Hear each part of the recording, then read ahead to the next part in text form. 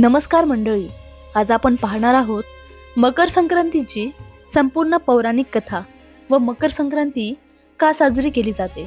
तर असेच नवीन नवीन व्हिडिओ पाहण्यासाठी परमात्मा कथासागर या चॅनलला नक्की सबस्क्राईब करून ठेवा.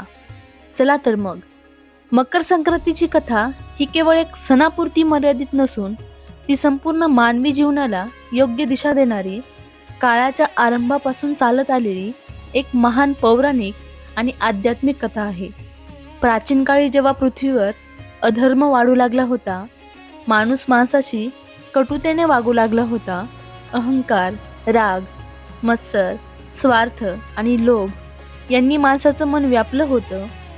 नात्यांमध्ये गोडवा राहिला नव्हता, निसर्गाचा आदर संपत चालला होता आणि देवधर्म फक्त नावापुरता उरला होता. तेव्हा ब्रह्मांडांचा पालन करता सूर्यदेवांनी पृथ्वीवर कृपादृष्टी टाकण्याचा संकल्प केला. कारण सूर्य हा फक्त आकाशातील तेजस्वी गोळा नसून तो जीवन, ऊर्जा, सत्य, धर्म आणि आत्मजागृतीचं प्रतीक आहे. सूर्याच्या प्रकाशामुळेच पृथ्वीवर जीवन टिकून आहे आणि म्हणूनच सूर्याचा मार्ग बदलला की त्याचा परिणाम केवळ ऋतूंवर नाही तर माणसाच्या मनावर आणि जीवनावरही पडतो. शास्त्रानुसार सूर्याचा दक्षिणेकडून उत्तरेकडे होण्याचा प्रवास म्हणजे दक्षिणायनातून उत्तरायणात प्रवेश, आणि हाच पवित्र दिवस मकर संक्रांती म्हणून ओळखला जातो. या दिवशी सूर्य मकर राशीत प्रवेश करतो आणि अंधाराकडून प्रकाशाकडे जाण्याचा संदेश संपूर्ण सृष्टीला देतो. पुराणांनुसार सांगितलं आहे की उत्तरायण हा देवांचा दिवस मानला जातो आणि या काळात केलेली पूजा, दान, जप, साधना याचं फळ अनेक पटींनी मिळतं. याच पवित्र दिवशी सूर्यदेव आपला पुत्र शनिदेवांना भेटायला गेले, अशी एक अत्यंत भावनिक आणि बोधप्रद कथा सांगितली जाते. सूर्यदेव तेजस्वी, उग्र, शिस्तप्रिय आणि अधिकारप्रिय होते, तर शनिदेव शांत, गंभीर, संयमी आणि न्यायप्रिय होते. दोघांमध्ये स्वभावाचा फार फरक असूनही नातं वडील मुलाचं होतं, परंतु मतभेदांमुळे त्यांच्यात दुरावा निर्माण झाला होता. तरीही मकर संक्रांतीच्या दिवशी सूर्यदेवांनी आपला अहंकार बाजूला ठेवून शनिदेवांच्या घरी जाण्याचा निर्णय घेतला. हा प्रसंग मानवाला शिकवतो की मोठेपणा म्हणजे अहंकार ठेवणं नव्हे तर नात्यांसाठी झुकणं होय. सूर्यदेव जेव्हा शनिदेवांच्या घरी पोहोचले तेव्हा शनिदेवांनी वडिलांना सन्मान केला आणि त्या दिवशी सूर्यदेवांची उग्रता कमी झाली. म्हणूनच मकर संक्रांतीला सूर्यदेव सौम्य होतात आणि पृथ्वीवर सकारात्मक ऊर्जा वाढते असं मानलं जातं.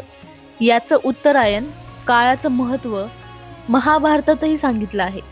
कारण भीष्म पितामहांनी इच्छामरणाचा वर असूनही उत्तरायण सुरू होण्यापूर्वी बाणाच्या शय्येवर देहधारण करून ठेवली आणि उत्तरायणात देहत्याग केला. कारण या काळात देह सोडल्यास मोक्षप्राप्ती होते अशी श्रद्धा आहे.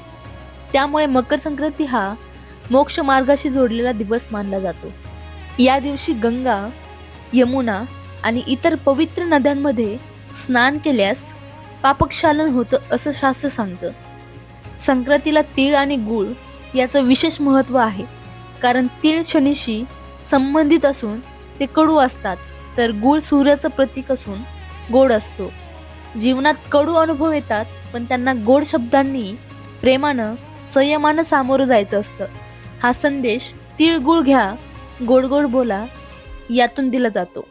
संक्रांतीला दानधर्म फार महत्त्वाचा मानला जातो. कारण सूर्य उत्तरायणात असतात.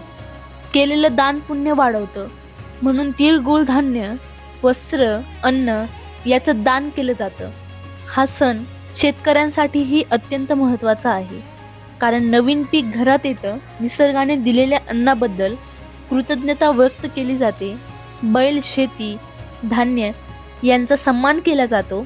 घराघरात रांगोळ्या काढल्या जातात, सुवासिनी हळदी कुंकू करतात, ओव्या गातात, पतंग उडवले जातात आणि पतंग उडवण्यामागेही आध्यात्मिक अर्थ आहे.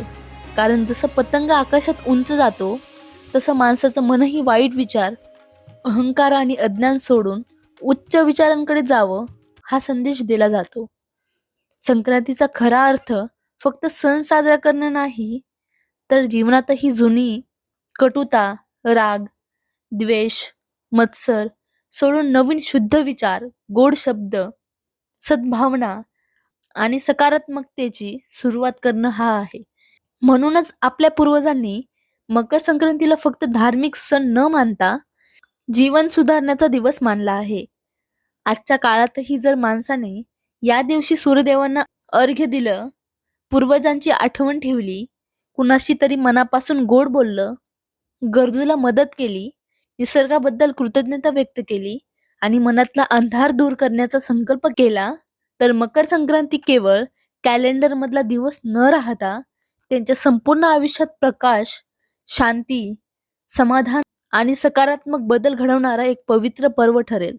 कारण सूर्य बाहेरचा अंधार दूर करतो, पण मकर संक्रांती माणसाला आतून उजळायला शिकवते. तर ही कथा तुम्हाला आवडली असेल तर कमेंटमध्ये नक्की सांगा आणि असेच नवीन नवीन व्हिडिओ पाहण्यासाठी परमात्मा कथासागर या चॅनलला नक्की सबस्क्राईब करून ठेवा. धन्यवाद.